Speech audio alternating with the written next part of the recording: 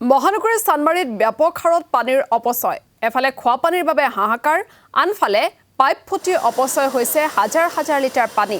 pipe ফুটি নিগৰিত হোৱা পানীয়ে বুঢ়াইছে চানমাৰীৰ মিলনপুৰৰ পথ পানীৰ পাইপৰ ভালভ মেৰামতিৰ পাছত সংঘটিত হৈছে এই ঘটনা এফালে মহানগৰীৰ বৃহত্তৰ এলেকাত চাৰিদিনে খোৱা পানীৰ যোগান ধৰিব পৰা নাই জলবৰ্ড আৰু আনফালে এয়া পানীৰ অপচয় সবিশেষ জানিবৰ বাবে পোনপটীয়া সম্প্ৰচাৰত সংযুক্ত হৈছো আমাৰ সৈতে চিন্তুমণি শইকীয়া আছে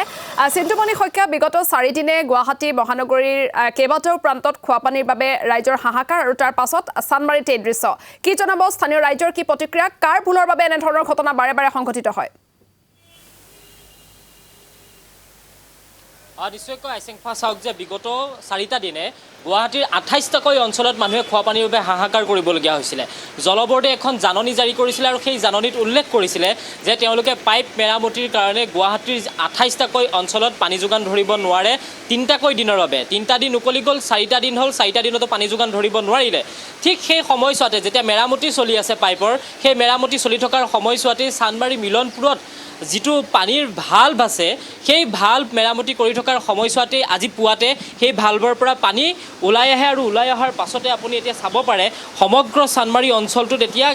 আবতৰীয়া কৃত্ৰিম বানৰ সৃষ্টি হৈছে এয়া হৈছে মূল পথ চানমাৰী যিটো মূল পথ সেই মূল পথটোত এই অৱস্থা আৰু এই অৱস্থা আপুনি দেখি অনুভৱ কৰিব পাৰিছে যে কিমান পানী হৈছে যি ধৰণে কৃত্ৰিম বান হোৱাৰ সময়ত মহানগৰীৰ এই অঞ্চলটোত বানপানী দেখিবলৈ পোৱা যায় ঠিক আজিৰ তাৰিখত এনেধৰণে পানী দেখিবলৈ পোৱা গৈছে আৰু এয়া কোনো বৰষুণৰ পানী এনেকুৱা ধৰণৰ নহয় এয়া হৈছে মিলনপুৰৰ পৰা যেতিয়া ভালভটো ফাটি গৈছিলে সেই ভালভটো ফাটি যোৱাৰ ফলত মেৰামতি কৰাৰ সময়ত ভালভ লগাবই নোৱাৰিলে তেনেকুৱাতে যেতিয়া পানী নিৰ্গত হৈ হাজাৰ হাজাৰ লিটাৰ পানী তাৰ পৰা এনেধৰণে নিৰ্গত হৈ ওলাই আহে আৰু ওলাই অহাৰ ফলত সমগ্ৰ চানমাৰীৰ যিটো অঞ্চল আছে সেই চানমাৰী মূল পথলৈকে মিলনপুৰ পথৰ পৰা আদি কৰি চানমাৰী মূল পথলৈকে এতিয়া পানীৰে উপচি পৰিছে কিমান এটা আচলতে আজিৰ তাৰিখত অতি ভয়াবহ কথা যিটো সময়ত মানুহে গুৱাহাটীত খোৱা পানী পোৱা নাই বিগত 4 দিন ধৰি সেই সময়ছোৱাত এই অৱস্থা আচলতে জগৰীয়া বুলি যিহেতু কোৱা হৈছে জগৰীয়া কোন এই জগৰীয়া কৰাৰ এটাই আছে আৰু সেইটোৱে হৈছে যে জলবৰ্ডে যি ধৰণে মেৰামতিৰ দায়িত্ব লয় জাইকাই যি ধৰণে মেৰামতিৰ দায়িত্ব লয় আৰু সেই দায়িত্ব তেওঁলোকে সুচাৰুৰূপে পালন কৰিব নোৱাৰে তাৰ কিন্তু আজি এয়া হৈছে প্ৰতিচ্ছবি গতিকে সেই দায়িত্ব পালন কৰিব নোৱাৰাৰ মূল প্ৰতিচ্ছবি আমি আপোনালোকক দেখুৱাইছোঁ যে কি ধৰণে পানী গোটেই নামি আহিছে আৰু ইয়াৰ আচলতে যিসকল লোক আছে তেওঁলোকে যথেষ্ট অসুবিধাৰ সন্মুখীন হৈছে গতিকে এই অঞ্চলটোত ইমান এটা ভয়াবহ পৰ্যায়ত পানী এনেকুৱা ধৰণৰ অপচয় হৈ আছে তাৰ পিছতো কিন্তু মেৰামতি যি ধৰণে কৰিবলগীয়া হয় সেই ধৰণে কৰা নাই কেৱল আজিয়ে যে এনেকুৱা ধৰণৰ ঘটনা হৈছে তেনে নহয় আগতেও এই অঞ্চলটোত এনেকুৱা ধৰণৰ বহু ঘটনা হৈছে য'ত পানীৰ পাইপ মেৰামতিৰ সময়ছোৱাত ভালভ বেয়া হয় বা ভালভ ফাটি পেলাই পানী নিৰ্গত হয় কিমান এটা ভয়াবহ পৰ্যায় আপুনি গোটেই পথটো এতিয়াও চাব পাৰে যে এই পথটো দেখিলে অনুভৱ কৰিব পাৰি যে পানী কিমান হৈছে ইয়াৰ পানীৰ পৰিমাণ আপুনি চাওক যে গাড়ী যিবোৰ আহি আছে সেই গাড়ী দেখিলে অনুভৱ কৰিব পাৰি পানী কি ধৰণে নিৰ্গত হৈ আহি মূল পথটোত এতিয়া পানীৰে উপচি পৰিছে কিন্তু তাৰ পিছতো কোনো ধৰণৰ ভ্ৰক্ষেপ নাই এতিয়া চানমাৰীৰ যিটো মিলনপুৰ পথ পাহাৰৰ ওপৰত থকা সেই অঞ্চলটোতো পানী আছে আৰু সেই পাহাৰৰ ওপৰৰ পৰা যিটো পানী আচলতে নামি আহিছে সেই নামি অহা পানীৰ ফলতে কিন্তু এতিয়া এনেধৰণৰ অৱস্থা গতিকে এই অৱস্থাক লৈ কোনো ধৰণৰ ভ্ৰক্ষেপ যি ধৰণে জলবৰ্ডৰ থাকিব লাগিছিল তেনেকুৱা ধৰণৰ কিন্তু এতিয়ালৈকে একো দেখিবলৈ পোৱা নাই আৰু আমি জানিব পাৰিছোঁ যে বিগত 4 দিনে যি ধৰণে পানী যোগান ধৰিব পৰা নাছিল তাৰ কিন্তু কাৰণ এইসমূহো আৰু আজি যি ধৰণে হাজাৰ হাজাৰ লিটাৰ পানী এনেধৰণে অপচয় হ'ল আৰু যে অনাগত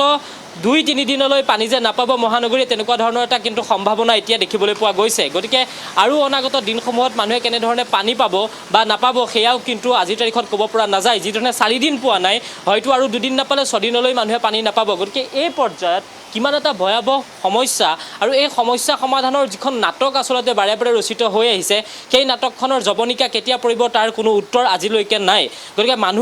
গুৱাহাটীৰ মানুহে পানী এতিয়া